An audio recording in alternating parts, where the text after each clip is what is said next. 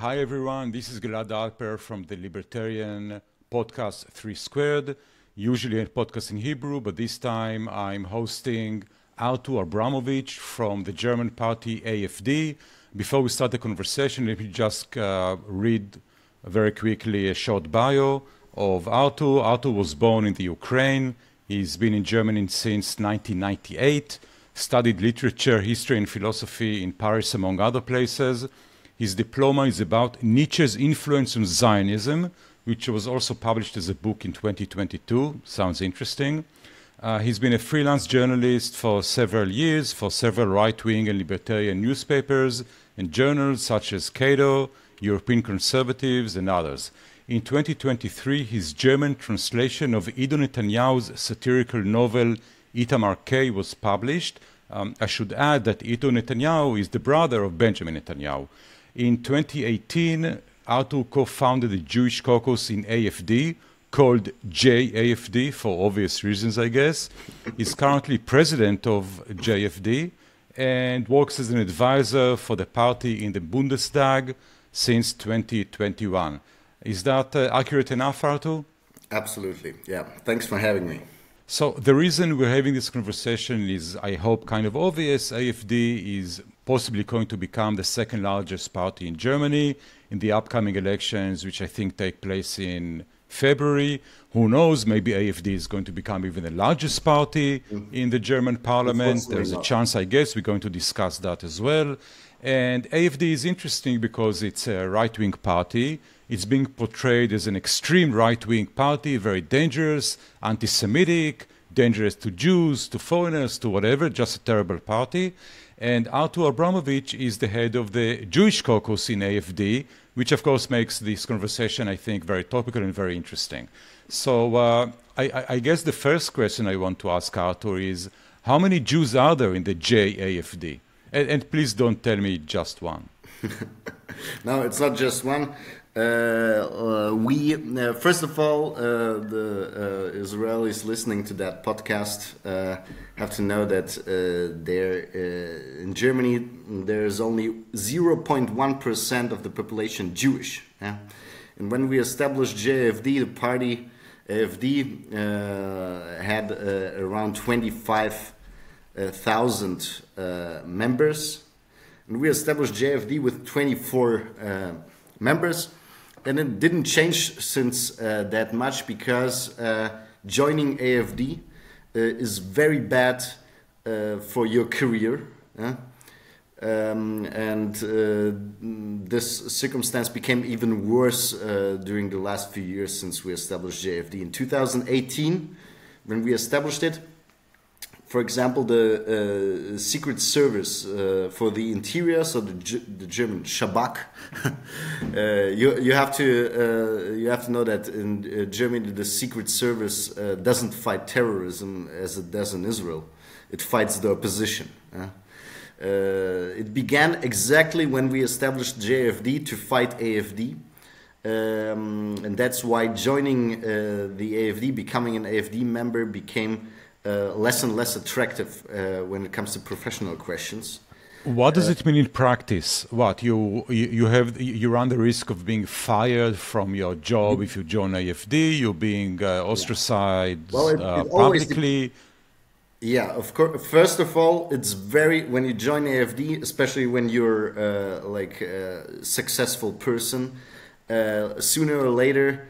The so-called anti-fascists, these are the left-wing extremists in Germany, they call themselves like that, they will find out you're an AfD because we have had several leaks within AfD of membership lists.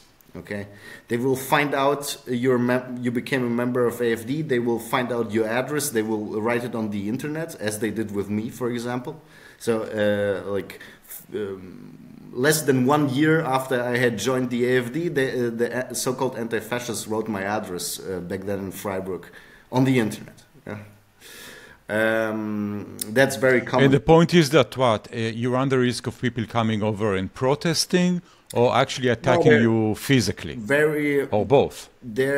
Most of these so-called anti-fascists are like ethnically German, and they come from very wealthy families. They are not that. They are very rarely eager to use violence. Okay, but they just want to intimidate people.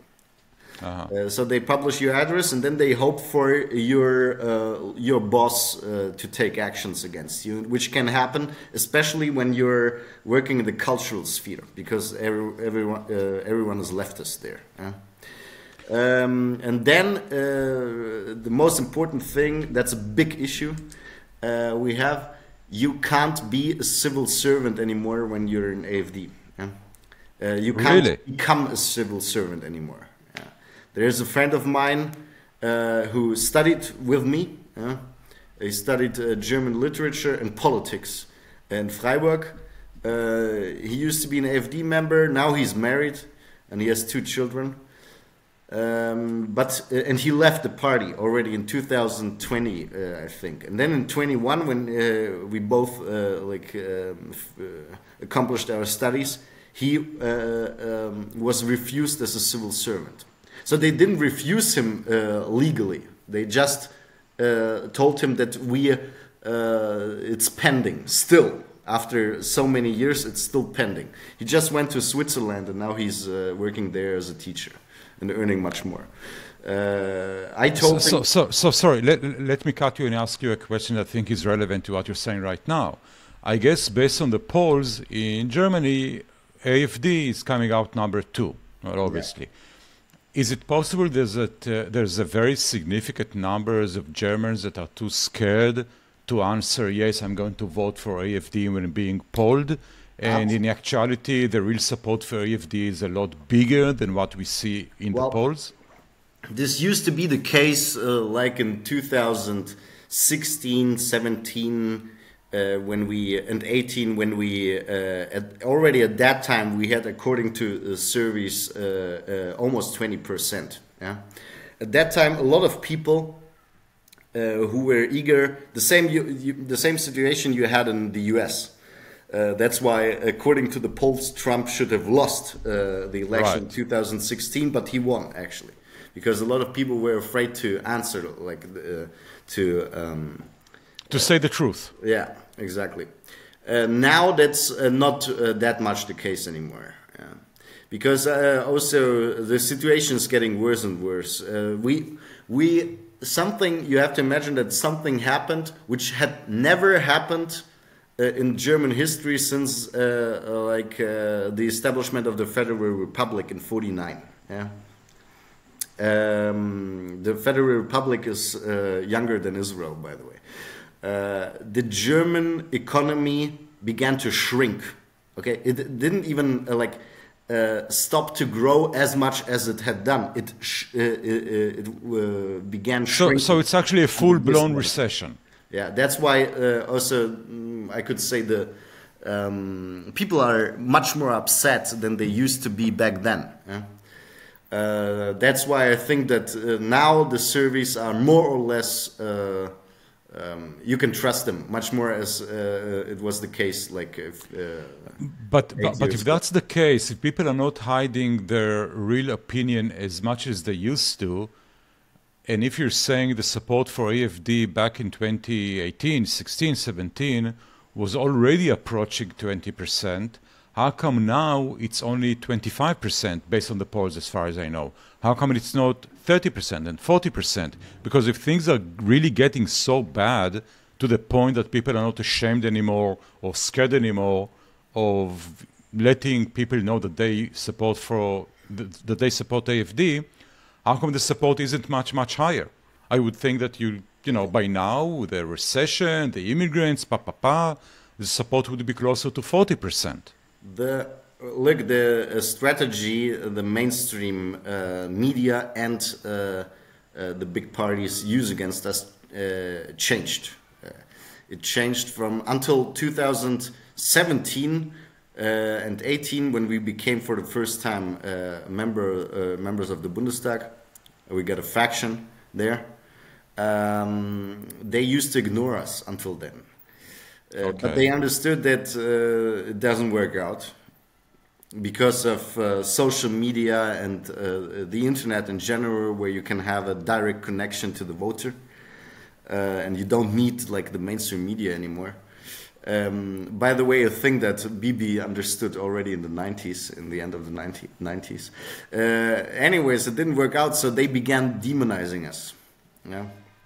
Okay. And this strategy, this new strategy, first worked out. So we, in the summer 2018, even in fall, when we established Jews in the AfD, according to surveys, we had 18% all over Germany. Yeah?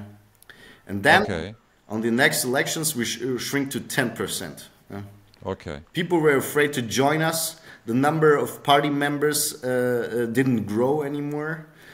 For years, for several years. So you can say it worked out. Yeah? Of course, they are demonizing us as Nazis. Yeah? That's the worst thing you can be in Germany. Everyone is insulted. I mean, even members from Merkel's party used to get insulted as Nazis, because everyone is using that in Germany as a... It has nothing to do anymore with with the historical Hitler. It's just an insult you use. Yeah, as far as I can tell, at least... I just wanted to... Sorry? Yeah, please. Go ahead. To add that that's the reason why we have a lot of members, Jews, who want to support JFD, but without joining the party. The party. Because they are afraid of what can happen to them in their professional life, especially, and including these supporters who don't become full members of JFD, we have around 80 members. Okay, 80 members. Okay, so tell me, why did you even start JAFD? What was the point? What were you after? What are you still after? Well, the first reason is exactly what you described. I mean, it was ridiculous how the mainstream media began portraying AfD as a Nazi party, even though already at that time AfD was the most pro-Israel, pro-Zionist party in Germany. Yeah? It was simply ridiculous. That's why we decided to do a coup. Yeah? When we established JFD, there were among 100 journalists there covering this. Covering the event. Yeah. Okay. New York Times came, like from Israel, I-24 and Israel Hayom were there, and so on. When you're saying AfD is more pro-Israel or pro-Zionistic or whatever than more than any other party in Germany, what does it actually mean? What are the positions of the party on Israel? Or I guess officially, and maybe also what people actually think. That's also interesting. Okay, look, when it comes to Israel, in Germany, we have a very complicated situation, because almost everyone, even enemies of Israel, are pretending to be friends of Israel. You know the story of Merkel, who in 2012 went to Israel, and then in the Knesset she was speaking about Israel's security being the raison d'être of Germany, which is ridiculous, because she was fighting. She hated Bibi. She has always hated Bibi. And she was fighting Israeli sovereignty over Yehuda and Shomron. She was threatening Israel not to come in case like Khan al-Ahmar will get destroyed, as it should, according even to a decision of Bagatz. And Bagatz is the High Court in Israel, the Supreme Court. Yeah, exactly. And in the UN, Germany under Merkel, as it does now, was always voting against Israel or abstaining when Arab countries were getting a majority from from socialist countries against Israel. And of course she was, Germany under Merkel became the biggest funder of UNRWA when Trump in 2017 decided to stop funding it. I should just say, for the benefit of listeners who might not know, UNRWA is an agency, a UN agency that was specifically, if I'm not mistaken, designed to deal or handle or help Palestinian refugees, and they're actually part, I would say by and large, they're actually a part of Hamas in Gaza, and they've been actively involved in murdering Jews as part of the events of October 7th, and to this day they're basically part of Hamas. They're basically a bunch of terrorists. So this is UNRWA. So there are two UN relief agencies for refugees. One for every refugee on earth except for the so-called Palestinians, and the other one only, exclusively for the Palestinians. Getting much more money per capita than the other one. And I mean, it's clear, already at that time it was clear that UNRWA is abused by Hamas.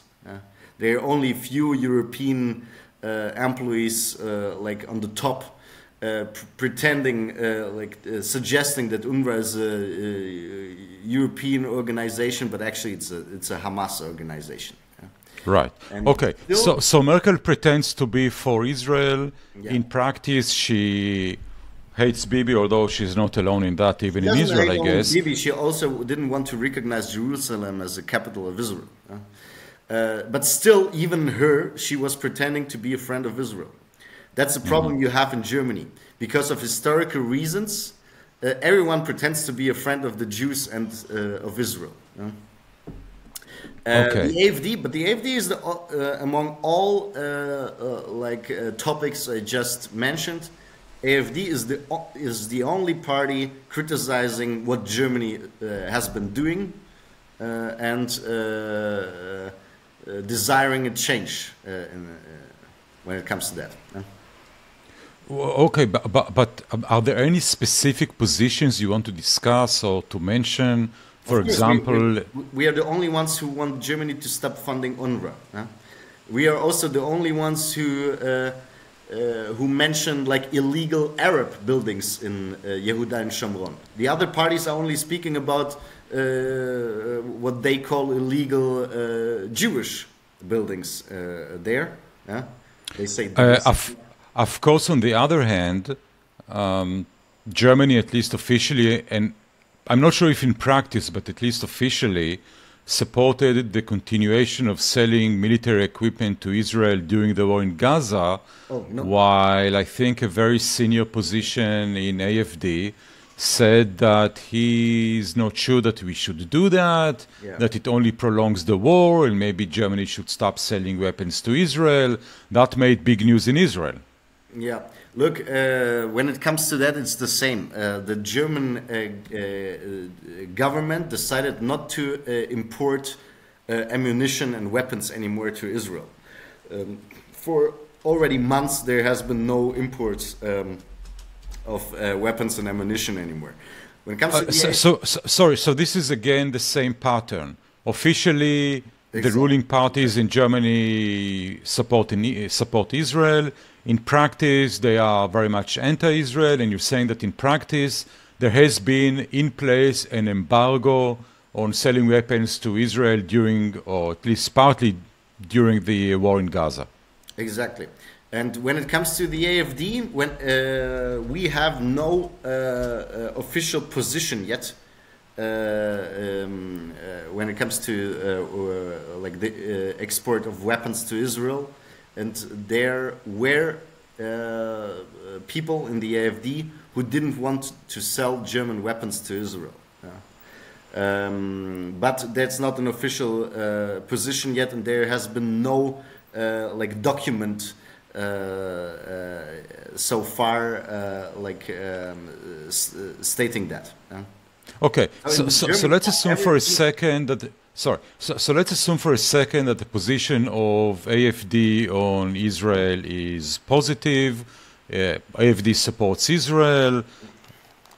Let's take that as given. It's a fact. Okay, why? Why AfD even supports Israel? What's the ideological engine or driver that gets a party like AfD to support Israel more than other parties in Germany? Well, first of all, it's not very hard to be more supportive. Okay, fine. The bar is low, but still. And then, I mean, that's a phenomenon you have all around the Western world. The right-wing parties became, throughout the last few decades, more and more pro-Israel, while the left-wing parties became more and more anti-Israel. The political left became infected with anti-colonialism. They regard, for them, Israel is a colonialist state and oppressing non-white people. These leftists are always on the side of the non-white people. Yeah? They perceive the Jews as white people. Can you speak a little bit louder? Oh, okay, yeah. And while the right wing got rid of the last rests of anti-Semitic ideology. Yeah? There was a time when a lot of right-wingers in Europe used to be anti-Jewish, but that's not the case anymore. There's no reason for that. Yeah? Also, it's the left-wingers who imported so many Arabs, so many Muslims in general. That's why they are denying the Islamic Jew hatred. They can't admit it, because otherwise they would have to admit their mistakes. Yeah? And they need these Muslims. More and more Muslims get citizenship. Yeah? So they want these Muslims as voters. That's the case in France, in Great Britain, and also in Germany now. Yeah? While Jews are ridiculous, the number of Jews is ridiculously small. You don't need the Jews as voters here in Germany. Yeah, I remember hearing once that there's also some type of anti-Semitism in Japan, which is really interesting because there are no Jews in Japan. It's like it's like the hate is something. It's like part of the human psyche rather than something that's I don't know, whatever. Never mind. Let's not talk about Japan. That's not the topic. Okay, so AfD is at least non-officially, but in practice, or at least based on the views that among party members, is positive on Israel, supports Israel, likes Israel. Okay, how do they view you as head of JAFD? I mean, are you considered like like a strange guy walking around supporting Israel, which is not even a main topic in the party? Do they view you as someone who can help them fight the propaganda levied against them, with regards to Israel? How do they look at you? How do they look at JAFD? Look, their party consists out of different people, and Germany consists out of two different regions, which are very different from each other. There's Western Germany with around 70 million people, the part of Germany which has been capitalist for decades already. And there's Eastern Germany, which used to be communist. And, you also have very few religious Christians in Eastern Germany. So the biggest supporters of Israel in Germany it's the same as in the US, are religious Christians. These are found mainly in Western Germany, and a lot of them are AfD voters.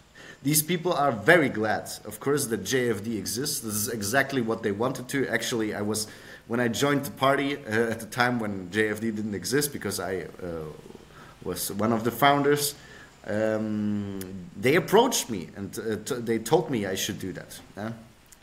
Of course, there are also a lot of people in Eastern Germany are very anti-theistic, so they are against religion in general. And they also think that somehow, for example, that shechita is barbaric or so. Yeah? Shchita, what you mean is the kosher way to slaughter animals for food. For example, yeah. So of course, there were also people who weren't absolutely amazed when we established JFD, but those who spoke out against us with anti-Semitic remarks were thrown out of the party. So when we established JFD, there was a guy who became, we didn't know back then how crazy he is. He became a member of parliament, but not of Bundestag, only on the regional level. Yeah. Okay. And this guy turned out to be a crazy Jew hater who believed that like the protocols of the elders of Zion are true and so on.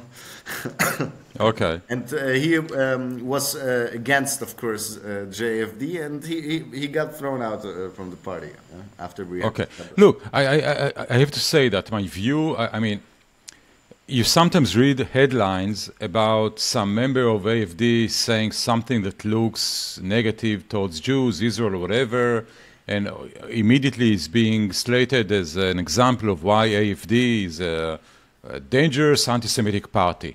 And I'm sure these people exist. The point is that if you go through other parties and try to, examine all of the members, all of all of the other parties, I'm sure it's very easy to find, crazies, hateful people, anti-Semites, just idiots, whatever. You can find it in all other parties, especially in a party, I guess, like the Green Party. And also, by the way, in the Democratic Party in the US, you have a number of members, several, maybe 10 or 20, that are, borderline anti-Semitic, partly maybe some of them just hate Israel, but not out of, whatever. You can do this exercise in most any other party in the world, and you can always portray everyone as anti-Semitic. With AfD, it seems to be like a national sport, because the point is, of course, to portray AfD as an anti-Semite because it's the enemy of the established order, something like that. So I'm not too excited when or too nervous or too scared when I hear that some guy in AfD said something I don't like, because I just go and look at what people from the U.S. Democratic Party are saying about Jews in Israel, and that's a much bigger reason for concern. So let's put that aside for a second. As far as I know, there's a lot more support for AfD in Eastern Germany rather than Western Germany. And when I mean East Germany and West Germany, I don't mean just geographically. I mean the old East Germany, the actual, I don't remember what was the official name of the state, but the actual country. And of course, I'm talking about the West Germany as it existed until 1989, 1990, whatever. Why is there a lot more support for AfD in the East? Okay, it was the GDR. GDR. German Democratic Republic, something like that? That's why we say the so-called GDR. Yes, so-called GDR. The anti-communists in Germany still say so. Look, the GDR, first of all, in Eastern Germany, there was a time, like around 5 years ago, when the number of AfD voters in the West was shrinking. And at that time, we had around like 3 times more support in Eastern Germany than in Western Germany. The reason is very simple. These guys didn't have a cultural revolution in '68. They don't want to be politically correct, and they are much less successful, like professionally, economically. So they are less afraid of like the disadvantages you have when you join AfD. That's the main reason. Okay. Now it's not like that anymore. We are still stronger in Eastern Germany, but not that much. It's like 1.5 times more votes. Because there's a new communist party, and a lot of these guys in the East who used to vote for us vote now for this new communist party. Okay, you have to explain that, because as far as I know, the economic platform of AfD is rather you know, free market capitalism. Absolutely. And the communists are exactly the opposite. Yeah. So how do you move from supporting a capitalist party to a communist party within a couple of years? Because we were the only ones who were against the mainstream and against. Okay, so this is what it is. It's just hateful. It's just hate towards whoever is in power. Govern Germany.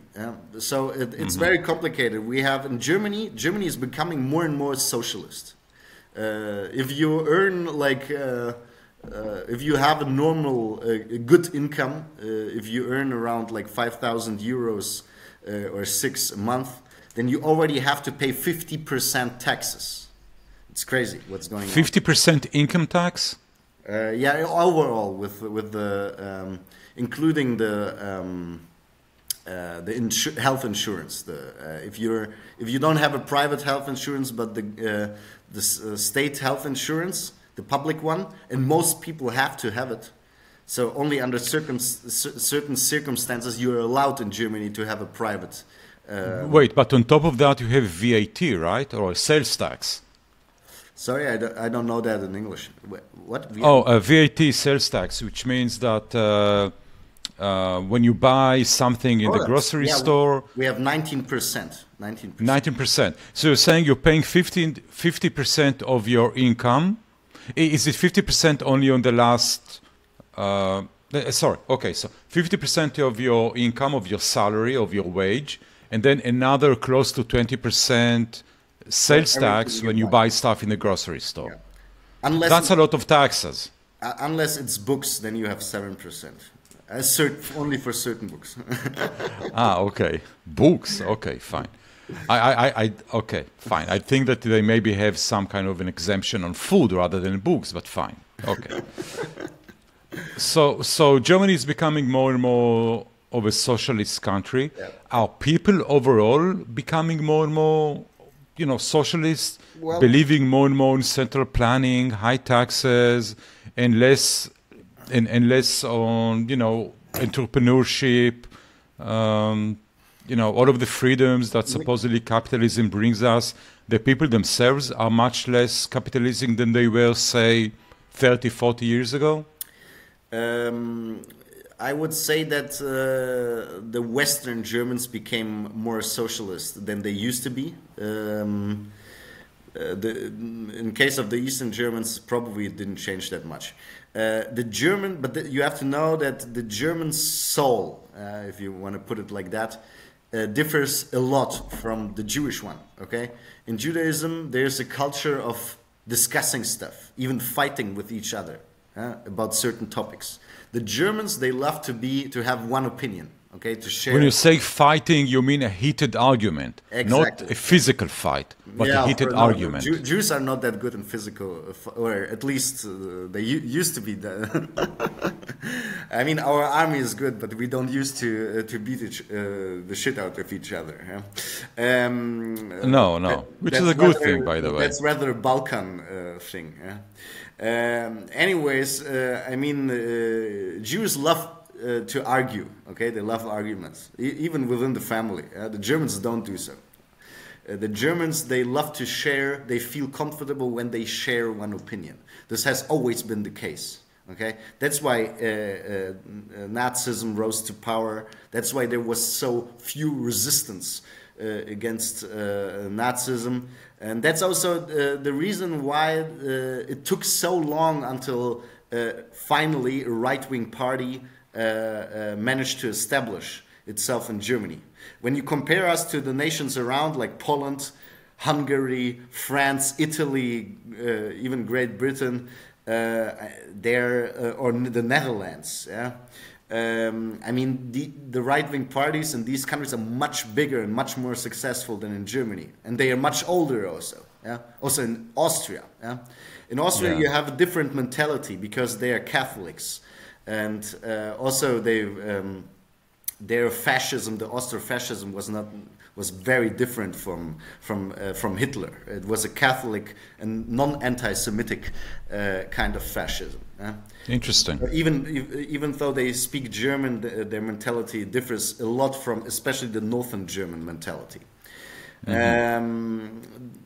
The Germans, that's why Nietzsche was belonged to the first libertarian thinkers, in my opinion. Max Stirner and Nietzsche. These were the ones emphasizing how important the individual is. And these were the ones who first began... They emphasized how important what was? The individual. Oh, the individual, okay. The individual. And they were the ones who taught the people not to trust the state, okay? Because before, in German, the mainstream German philosophy, the so-called classical German philosophy with Fichte and Hegel, they all believed that the state is the best thing humanity could have invented, okay? And Stirner and Nietzsche were the first ones to say that this is not the case, okay? It took very long in German philosophy until finally someone said it, yeah? By the way, I don't know if you've seen, there's a good bit by Ricky Gervais, the comedian, on Nietzsche and the Übermensch, about how the ideas of Übermensch were completely misunderstood by Hitler, supposedly. It's a pretty funny bit. But never mind, that's another topic. It's mainly Nietzsche's sister, who was quite dumb, and after his death, she became a national socialist and was even changing when she edited his writings, and she was changing it in a way that the Nazis could use it. There was a very good scholar at Hebrew University in Jerusalem. He died like a year ago. Yaakov Golomb. He wrote a very good book, Nietzsche and Zion. Where he explained how Nietzsche influenced Zionism and Judaism in general. Okay. And also he was writing about how Nietzsche's sister abused the writings of her brother. So the problem with the Germans has always been that they love to share one opinion. So what you're saying is a little bit, I wouldn't say depressing, but say in the coming elections you're getting 25% of the vote. Let's say you're getting 35% of the vote. Everyone else is going to unite against you. So AfD is going to stay in the opposition. You won't have any positions of power. Germany is going to continue to deteriorate under the leadership of the de facto socialist, left-wing, semi-fascistic parties that currently rule Germany. And then what's going to happen? Things will have to deteriorate to a very, very bad point for you guys to get more than 50% and finally change things? Or do you think you're simply going to be banned legally by using the corrupt legal system so that you'll never come to power, and Germany, together with most of Europe, Western Europe, will simply continue to deteriorate and become poorer and poorer, and will fall basically to the hands of the immigrants? Because I don't see how that's not going to happen. It seems to be like it's kind of almost a deterministic process. These are two different topics. I'm sure, 100% sure, that they won't dare to ban us. Because we're... So, you're pretty sure that they won't dare to ban you? They won't ban us. Yeah. Because that's too dangerous for them, and it would lead to an isolation of Germany because of human rights issues. Yeah, you might be being too optimistic. Human rights entities are themselves anti-Semitic and fascistic, many of them. Apropos UNRWA by the UN. The UN is a completely anti-Semitic, horrible organization. So who's going to stand against Germany if they ban you? No, it won't be the UN, of course. It will be European institutions like the European Court for Human Rights. So I don't know the EU as well as you do, but within the next 5 to 10 years, the amount of European countries governed by right-wingers will increase a lot, and that's why they won't dare to forbid AfD. That's 100% sure. When it comes to the Muslims, that's a different question. I think that someday the CDU, the Christian Democratic Unions, or the party formerly led by Merkel, will form a coalition with us. The question is when, okay? And the question is also, will this coalition be able to do what has to be done? That means closing the borders for all Muslim immigrants and then deporting all illegal Muslim immigrants, and a lot of them are illegals. So in order to save Germany from takeover by Muslim and leftists, because these are yet allied with each other, they won't be allied with each other after takeover. Like Michel Houellebecq described this in his novel Soumission, Submission. The leftists will be erased by the Muslims. That's also the case. That's what happened with in Iran. When in Persia they had the revolution, first the leftists and even the centrists supported it together with the Muslims, and no one would have thought that the Muslims would take over. But afterwards they began forbidding, like first the centrists, then the leftists, and they put them into jail. So they stayed the only ones having power. That depends on other things. I'm sure there will be sooner or later a coalition between Christian Democratic Union and AfD, but I don't know if this coalition will be eager and able to deport as many people as have to be deported from Germany. So there is it's not only for economical reasons, but also economical ones. I mean, for example, among the Syrian refugees we have in Germany, most of them came around 2015. There's 1 million Syrians here, and 55% of them are getting state welfare. 55%. But it's also it's mainly cultural problem. Do the people of Germany know that, or is the mainstream media keeping it all quiet and, basically hiding the truth and propagandizing other stuff? Yeah, absolutely, of course. Is social media, I mean, for example, in the US, after Elon Musk bought Twitter, now X, and basically everything that was hushed down, quieted down, all of the lies of the elite, of the mainstream media, of the Democratic Party, or whatever, everything was blown to pieces because you had a platform, you still have a platform of free speech. And I would think that if Elon Musk hadn't bought Twitter, then by now we would still have been in a state of propaganda and lies all around, and the people simply wouldn't know what's going on. Is this what's going on in Germany? The social media is also, as it was in the US, unable or isn't interested in telling the truth, and in actuality is working together with the government to, sell propaganda? Yeah, if Elon Musk hadn't bought Twitter, Biden would be still president. Well, Kamala Harris. Sorry, actually, maybe Biden. No one would have known he has Alzheimer. Anyways, they would have succeeded in hiding it. No, look, in Germany, the most social media is a big topic. Of course, the fact that Musk bought Twitter had influence in Germany as well, all over the Western world, I think. But also we have a lot of new, most of the journals I write for were established throughout the last 5, 6, 7 years. Okay, most of the journals, of the, you mean hard copies as in published? Yeah. Published newspapers? Yeah, and also like the online newspapers I used to write for. That's very important. For example, there's a new online newspaper, like a website, News. It's just called News. It was established by Julian Reichelt. He used to be the editor-in-chief of Bild, a newspaper. The biggest newspaper in Germany is kind of like Israel Hayom, but not that conservative. It's like a centrist newspaper, still belonging to the mainstream.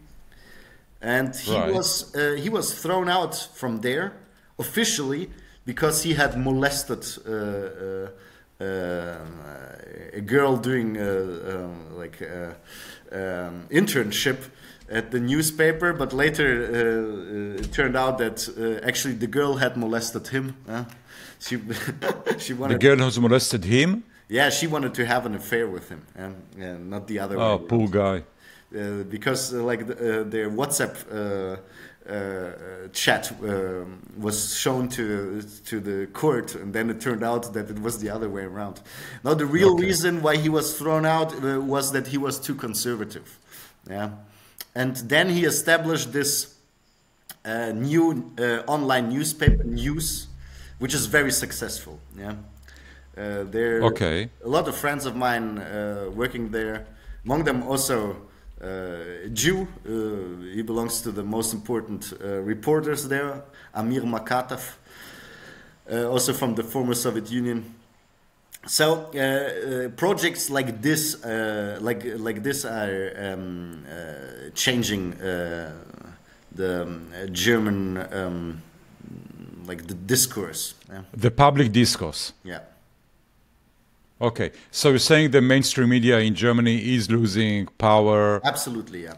But maybe, are they losing it as quickly as they do in the US or slower? Because in the US it's really quickly. I mean, the mainstream media in the US is truly in shambles right now. I would say that it's, the problem of Germany is that this process here began very late, much later than in other European countries.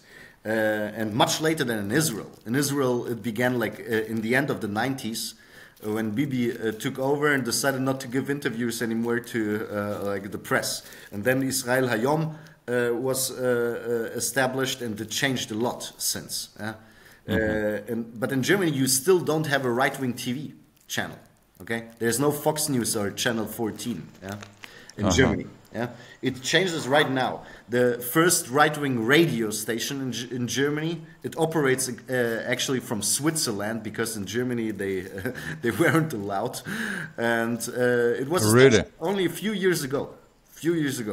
So the media sphere changed dramatically, because until recently, until like 10 years ago, until Merkel opening the border, Germans. The extent to which Germans trusted the mainstream media was huge, much higher than in other Western countries.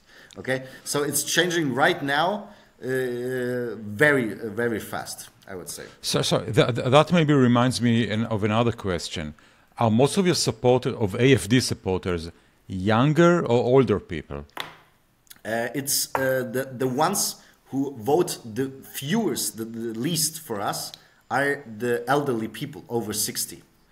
And the ones voting for us the most are people like between 30 and 60. But also among young people, we gained a lot of votes recently. This is because they're more exposed to alternative sources, or because they are facing bigger problems and... Both. Of course, the problems we have with migration, young people are much more exposed to them than elderly people. Yeah. Because of employment? No, not because of, you have to, as a young person, you're going to school, to university, where you see people, you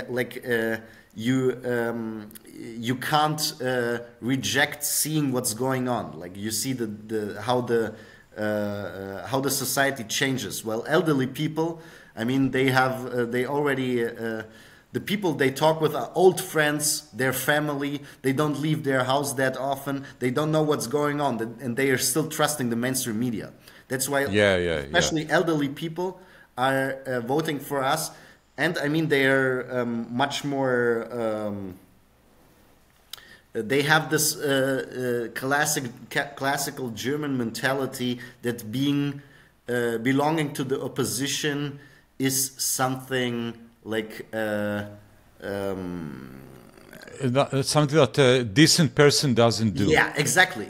Yeah, and it's just not done. And among young people, that's not the case anymore. They get beaten up by Muslim immigrants every week, so they don't care about such things. Yeah? Fine. Is there anything else you want to discuss, anything else you want to explain about AfD that people might not understand? Any other topic? Yeah, well, I wanted to add that the AfD has, from the very beginning, been a very heterogeneous party. As I told you, until the establishment of this new Communist Party, because the formerly Communist Party became more and more woke. That's why a new Communist Party was established last year, I think, being anti-Western, pro-Russian, pro-China, and so on. Yeah, and I don't understand. Russia isn't communist. China isn't. Well, China isn't really communist. I mean, okay, fine. That's another topic. I don't want to discuss that. Okay, so this new Communist Party, who's truly communist, is taking some of your potential votes. As a socialist would say, or a communist, there has been no real communism yet. We have to build it up. Oh, yeah, we haven't tried it yet. Yeah, of course. Yeah. Anyways, and until then, we had the issue that people who were against Germany becoming more and more socialists, so classic liberals, libertarians, conservatives, were voting for us, and at the same time, people who wanted Germany to become even more socialist than it is right now were voting for us too, because we were just the anti-mainstream party. Yeah? Right. But this is changing right now, and we have a lot of new. We have gained throughout the last few months several thousands of new members. Now we have 50,000 members, more than 50,000. We used to have all over the time between 2015 and 2022 or even 23, we used to have around 30,000 members. So the number increased almost twice. Yeah, 50,000 members sounds like a lot to me. Even with in a country like Germany with 85 million people or thereabout, is that normal for Germans to join political parties? Well, compared to other parties, we are still small. Okay. CDU and the Social Democrats, they have around 400,000 members. Okay. Among them, it's not that well. It is a lot more than 50,000, but in the old West. Okay, fine. It's an order of magnitude. It's a lot more, but okay, fine. Yeah, in the old Western Germany, it was normal to join a party.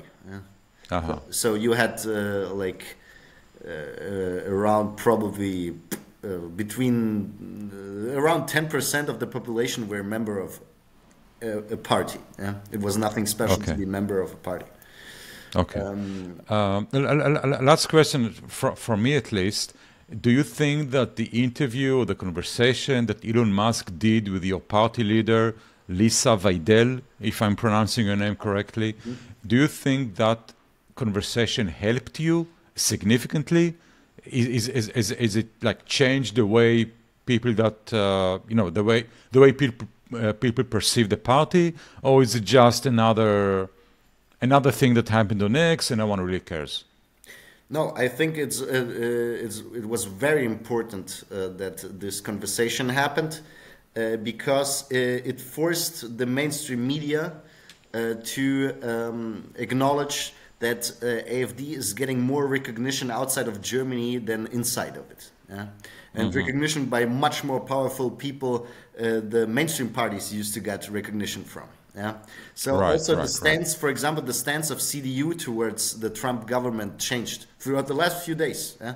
They had been insulting Trump for months, for years, and now their party leader Friedrich Merz changed his stance on Trump suddenly. Yeah? And they can't insult AfD anymore as they used to. And of course, this is important for our future cooperation with other right-wing parties outside of Germany. Yeah?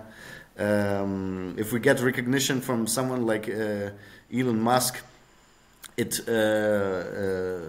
shows to other right-wing parties that like what our press, but also probably their press, is writing about us can't be true. And of course, which is even more important, the pro-Western forces, as you could say, the civilizationalist forces within AfD get stronger from such conversations, because there was a time during like when Biden was president, we got no recognition at all from the US, and also most Western European countries were governed by leftists, so they didn't want to have anything to do with us, while our MOPs were still invited to the Russian embassy for getting a glass of champagne or so. Yeah. And this led, because you have to know that like MOPs, not only in AfD in general, MOPs are very simple people. Yeah? They're rather actors. They're not intellectuals or so. Yeah? They're very flexible when it comes to like you have to be, in order to become a successful MOP, successful politician, you have to be flexible on certain issues. Okay. Mm-hmm. Okay. You choose some issues where you don't, where you want you compromise. Yeah, where you want compromise, but on most topics you will be eager to compromise. You have to be like that. Okay. Mm-hmm. So if you invite an MOP to an embassy, and then the MOP he'll be there. Champagne, yeah, and gets to know people, of course, that makes him more like attracted to the people he gets the champagne from. Yeah. Right. So we had this. I'm sure the Russian embassy serves good champagne. No, they don't sell it. You get it for free. That's also important. No, they serve it. They serve it, not sell it. Serve it. Serve it, yeah. Yeah. So, and this will change now.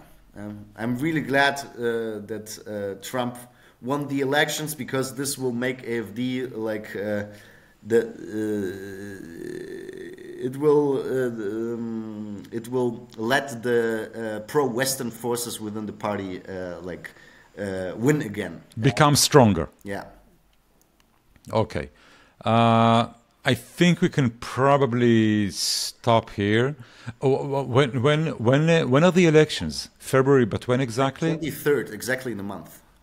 23rd. Yeah, exactly in 1 month. And how soon do you know the results? The same night? Yeah, it will be like 2 or 3 hours afterwards. There will be more or less the results will be known. Very interesting. Very interesting elections. It's much faster than the US. Yeah. Oh, yeah. I mean, it can be that it will change like until the next morning a bit, but it won't change that much. After 3 hours or so, you have like approximately the results. You know what's going on. Yeah.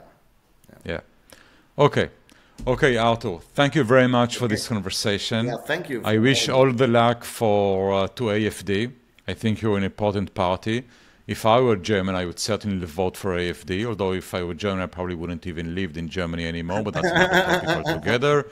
But again, good luck in the elections. Certainly, I wish all the luck to JAFD, the Jewish Caucus of the AfD. I think that's also a very important body. And thanks for the conversation, and good luck in the elections. Thanks for the invitation. We'll do our best. My pleasure.